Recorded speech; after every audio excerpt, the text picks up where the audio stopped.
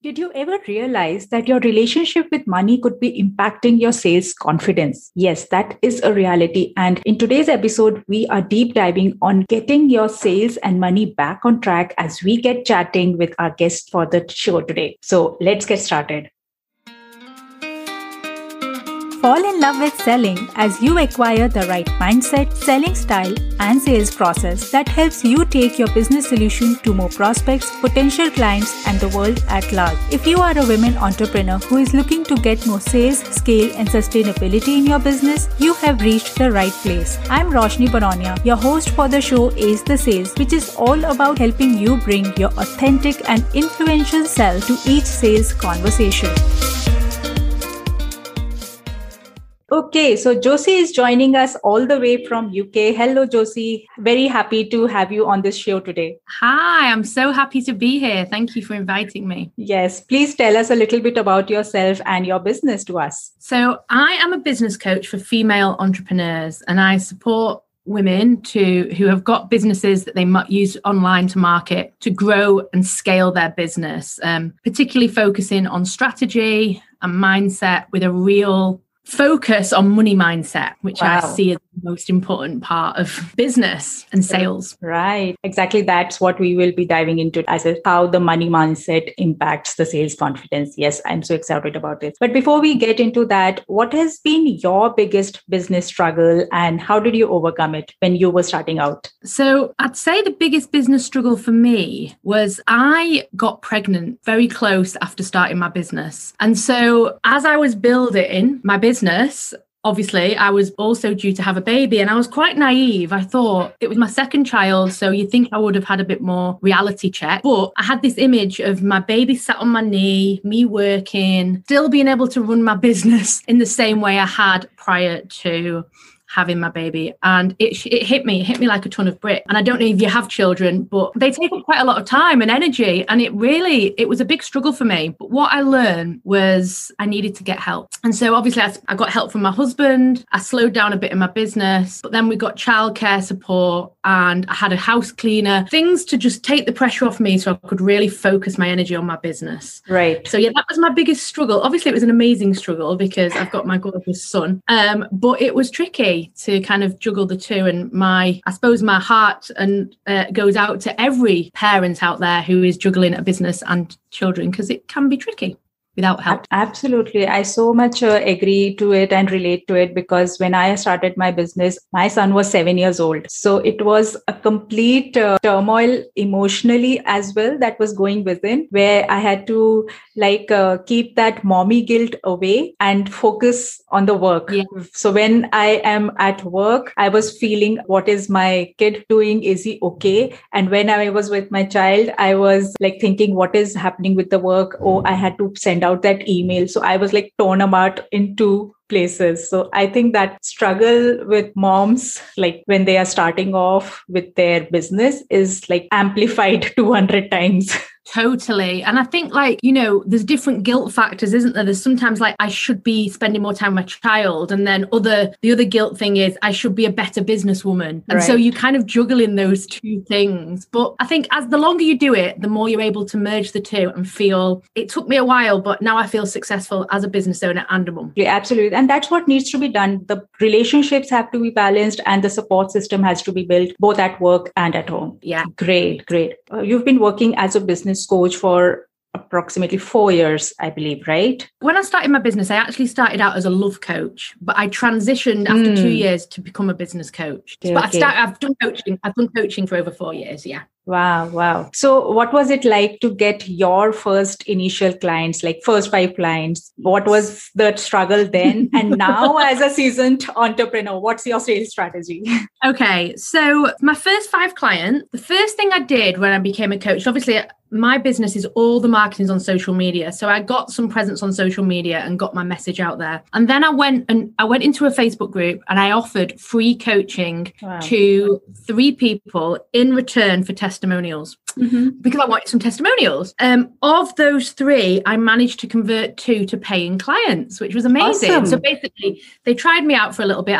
I gave them 3 sessions and then I offered them to continue. So they were my first 2. I also created a free product that I put out there, and it was a free guide, like a funnel. People could download it. They got on my email list. And my 3rd client, believe it or not, and I know this can take a while, but for me, it was my 3rd client, came through that funnel. She downloaded my freebie. She followed my emails and she booked a call. And she was my 3rd client. So that was incredible. And I was having to think about this earlier because how I got my first clients. And my final 2 of the first 5 were within my network. So they were people that I knew. One was somebody that I used to be friends with years and years ago. And we kind of weren't, we were in contact, but we weren't, close friends anymore. And the other was a friend of somebody that I knew. So I asked for referrals and I got that. And the other one was in my network. So I think ideally as coaches, we want all the clients to flock to us in hordes, put our message out on social media and they flock in. Realistically, if that ever happens, I'm not convinced it ever happens as flowy as people would like that. It can, at some point when you get big enough. But on the whole, making sales requires a lot of reach out. It requires relationship building and it requires putting yourself out there and being vulnerable. And it's kind of scary when you first start doing it. And so I learned very quickly that if I wanted to make my business successful, then I had to be vulnerable and I had to create relationships and I had to ask people if they were interested in what I had to offer rather than just sat back and waiting for them to come in. Right. And what did that vulnerability look like for you? What was that? So vulnerability would be reaching out to someone. So that old acquaintance, I reached out to her. I knew she was struggling because at the time I was a love coach. I knew she was struggling with love and I reached out to her and I was like, hi, I'm doing this. Would you like to have a quick chat? And I was terrified. I didn't want her to think that I was being salesy. I didn't want her to think that, who's she to do this or so many limiting beliefs and fears. But I also knew deep in my soul I could help her. And so you're fighting with those kind of fear versus your mission, really. And still now, 4 years down the line, I make over 6 figures every year. I still do reach outs. I still build those connections. I still build those relationships. And it's not as much, it's the majority of my clients have been in my network for a while now. So do come to me, but I still do reach out. It's still part of my sales strategy because it works. Absolutely. It works. I'm so glad that you pointed that out because reaching out is so critical for businesses to grow and people do not do it for the fear of being judged as salesy, being seen as aggressive or pushy, or just the fact that you are just sending out a DM to someone and they do not reply back thinking that, she's got something to sell to me. And that one rejection puts you off from sending out the other DM or an outreach message. But thanks for mentioning that you have to overcome that and you do it still in your business. Totally. And I spent some time as a coach and on the sales team of a multi-million-dollar a year coaching business. And they still, even though they turn over multi-millions each year, still do reach outs. It's still part of their sales strategy because it works. Right. Absolutely. It's building those connections, building those relationships, and it's scary. And it's, you've got to kind of put yourself out there to do it, but it works. And if you've got a mission, if you've got a goal of what you want, how you want your business to help people, how you want to make a difference in the world, then your focus on the mission, your focus on the success of the business, your focus on making a difference has to be bigger than your fear of feeling that somebody might think negatively about you. True. And you have to let go of that fear at the reach out. You don't have to attach the outcome, the result to the success of not. Just the fact that you have reached out, you've put yourself out there should heal that vulnerability. Totally. The more you do it, the easier it gets. The easier it gets. Great. So Josie, let's talk a little bit about the money mindset part. So I know mindset is foundational to everything that we do. So I also teach a lot about the sales mindset part to my clients. But let's talk about the money mindset. How does money mindset impact female entrepreneurs and especially their sales sales confidence? Totally. So our money mindset is developed before we're even 7 years old, because we hear messages from our parents, from the people around us. So many people can probably relate to things like money doesn't grow on trees. You have to work really hard to make money, or saying that the rich are greedy or selfish, or all these like negative connotations that are in society for most people. Some are luckily brought up in a family where there isn't as much negative connotations around money, but the majority of people hear from the media, from the family, these negative things about money, that it's really difficult to earn, that it doesn't grow on trees. And when you do get it, you become greedy. And we have a lot, and even more than that, as women, there's even more kind of limiting beliefs around money that are societal and that family. So, for example, men make the money, and, or that as women, we kind of receive our money from men. That can often be a limiting belief. Another one is if you look at the movies, the woman that's doing successful, she's usually not a very nice person, a little bit evil, cold, and not successful in love. And it's like putting the connotation that you can't have happiness and money as a woman together. So much of it. And once you start noticing it, if you think about The Devil Wears Prada and the main woman, the boss lady, and that, she's mean. True. She's successful, but she's mean. And it's like, so once you notice it, so many movies do the same thing. And so we grow up, these are subconscious beliefs. We don't even know they're there, thinking that one, money's really difficult to make, which is not true. Some of the hardest jobs in the world are, like low paid jobs are the hardest jobs in the world. And then some people who make money really easily make lots of money by not working even slightly as hard as, say, for somebody who's cleaning the streets. So it's not in correlation to how hard you work. Right. Because if we receive money for how hard we work, there'd be so many low income families now with lots of money. So there's no correlation to that, but that's what we're taught growing up. And so we take that into business sometimes. I've got to work harder. I've got to work harder. I've got to work harder. And the truth is, it's not about working hard. It's about working smarter.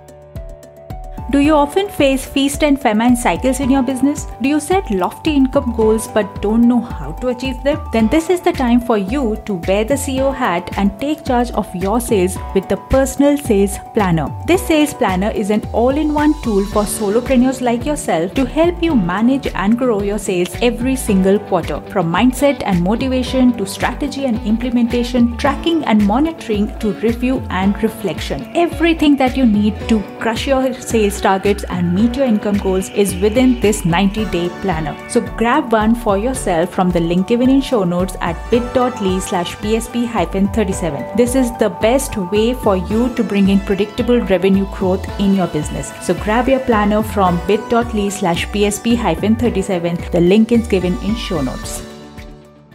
And the other thing is, money is just energy. We put so much emotion onto it. We put so much kind of fears and limiting beliefs and struggles. Like, people love money and hate money, and it's like this relationship with it. And money mindset's about being neutral about money and being open to receive and believing that money can come easily and kind of knowing that deep within. So, it's really useful for people in sales, anyone with a business or doing sales, to really get clear on what their limiting beliefs are around money, to go back to what the stories their parents told them or they heard at school and ask themselves, is this actually true? And is it showing up now in my life? So I'll give you an example. I've got a client who works just hard. She's like, she punishes herself almost, sitting at the computer, working all day. And she's exhausting herself and hitting a brick wall. And we really explored this. And she had been taught her whole life that it's hard to make money and you have to put the work in. And so what she was doing was trying to push to create income. But what actually it was doing was repelling money away, because her energy wasn't there. Her personality was going. That wasn't who she wanted to be. And so when we worked on her slowing down a bit and being more open and doing things that were fun and joyful in her business, then people were attracted to her. They wanted to buy off her because her energy was good. It was more in alignment with what she was actually selling. So money mindset is just such a big subject with so much different layers to it. But with sales, it's so important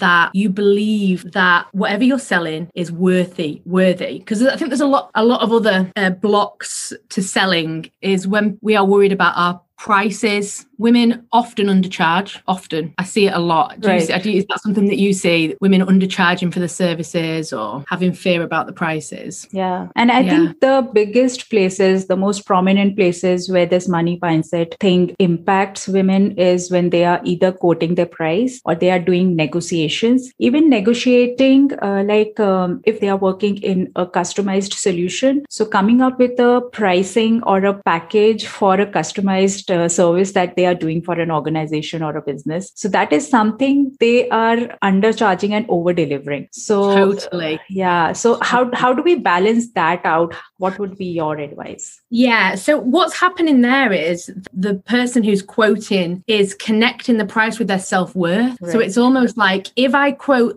it's the fear that they're not going to make the sale. So they undercharge. And so what I would say there is like, take away all the fear. Imagine you knew for sure that this person was going to buy. What would be a great rate for you and for them? So it's a no-brainer for you. It's like, yes, this is a great job. I'm so glad I've got it. But it also for the client, what they receive as a service is so worth what you're offering them. So that balance is the right rate. And then you don't drop below that. So make a pact with yourself that you don't drop below that. And what I know for sure is if you keep cutting your prices, you're going to keep getting people that push you to cut them. And you'll get resentful. You'll stop enjoying doing the work and you won't be making the income that you need to kind of keep the business alive. However, if you put a clear boundary in and even maybe lose a potential client, know that having that boundary, it's like you've told the universe, I am not accepting anything less than that. And people feel that energy and they stop trying to push you down and they stop trying to barter with you. So it's like standing in your power and being like, yes, I am worth this and no less. And it's tricky to do, but once you do it, you will see a shift in the potential clients that come to you. They'll feel your strength in your rate. And rates are subjective. You might say, oh, that's expensive. And the next person might say, oh, that's cheap. It's just the individual person's take on it. Exactly. Yeah. You know, Tiffany's sell a paperclip for $1,500. They sell a paperclip for $1,500 and some people buy that paperclip. Yeah. And so it's subjective. Like some people would be like, that's ridiculous for a paperclip. And others would say, I want a piece of Tiffany's and I'm happy to buy that. So it's not about dropping your prices. And I always say the other thing is as well, talking about brands, I always say, you know, Chanel don't do sales. Chanel have gorgeous handbags. They cost a lot of thousands and thousands of dollars and they don't do sales, but they don't apologize for it. And it's okay. Like you either want to buy the Chanel or you don't and you go and buy a cheaper bag. And they don't apologize. They don't try and drop the rates. They don't say, oh no, okay, I can see it's too expensive. They don't care. And think about where you want to be as a business owner. Do you want to be someone that's like bargain basement or do you want to be someone who's, it doesn't have to be Chanel, but you know, something that's seen as quality, something that's seen as aspirational and something that's seen as something that will last for life or something that's going to be a good value. So it's about knowing where you are in the market and being strong in that, not always dropping your rates because somebody else says it's too expensive for them. Wow. So how I hear it is that you have to be unapologetic about your pricing and firstly in your head, position yourself as a very, very strong platform as to, yes, here I am with my pricing. And then you have to, of course, think from the customer's mindset. So like you said that it's very subjective. Probably for your customer, it is not very expensive. You are only building up stories in your mind that, oh, it is expensive. So if you're not buying your own service at that price point, how will anyone else? So you have to think from your customer's mindset that they are prepared to buy this at the value pricing that you've done. Exactly. You have to be in alignment with it. And that's one thing, isn't it? I think sometimes people put a rate for their service that they wouldn't pay themselves and you're never going to sell it. If you wouldn't buy that yourself, your energy's off, you know, if you need it at that rate. Right. So you want to be really in alignment with your rates and be like, yes, this is good. And then not wobble because you will be tested. You will get people that come to you and say, that's too expensive. Can you drop it? You will be tested and it's your job to be strong in it and to say, no, this is what it's worth. This is good value as it is. I'm not dropping it. And people feel that strength. They feel that leadership. And you might lose one customer, but you'll gain a lot more ideal clients. Right. Awesome. So, of course, great points, Josie. Any closing conversation or any closing message you have to give to the listeners? Totally. So money mindset is a lifelong journey. So I've worked with business owners who are starting out through to business owners that are making millions each year in their business. And the key to success is to continually work on your mindset and your money mindset, because what got you here is not the same mindset required to get you to the next level. Right. And so if you've got goals and ambitions, your mindset has to up level to that next stage. And it's a continual journey. So instead of seeing it as like, I'll do my mindset work and then I'm done, see it as a lifelong journey of growth. And once you embrace that, once you are like, yes, I'm going to be doing mindset for life, it feels fun. You enjoy the journey, and it makes such a massive difference. And all the people that I know that have made massive success in their business know that it's 80% mindset and just 20% strategy. Wow. Yeah. Wonderful. Thank you so much for sharing that. It was a great message. And yes, mindset work is a lifelong thing to be done. Great message. Thank you so much for joining us today. It was lovely to have this conversation with you. My pleasure. Such a joy to speak to you. Thank you so much for joining us today for this episode. I'm sure you were able to find some key learnings and takeaways from today's episode, which will help you grow your business to the next level. And if that's the case, make sure that you share this episode with 2 of your business buddies, because you never know that they might also find some insight which will help them in their business. Knowledge, after all, grows by sharing it further, right? So do share it with 2 of your business buddies. Also, if you like Ace the Sales podcast, consider sharing 5-star review and rating on Apple iTunes, because that will help us take the podcast to many more women just like yourself who are looking to find sales success in their business. Also, it will mean the world to us, especially myself and my team who are putting loads of efforts to bring this podcast to you. And lastly, remember to connect with me on Instagram at Roshni_BAronia, because I would love to know more about you, your business, and what is it that you need help with when it comes to selling. So connect with me on Instagram, leave a review, and share the podcast with 2 of your business buddies. I will meet you next Thursday. Stay tuned and stay safe and happy selling.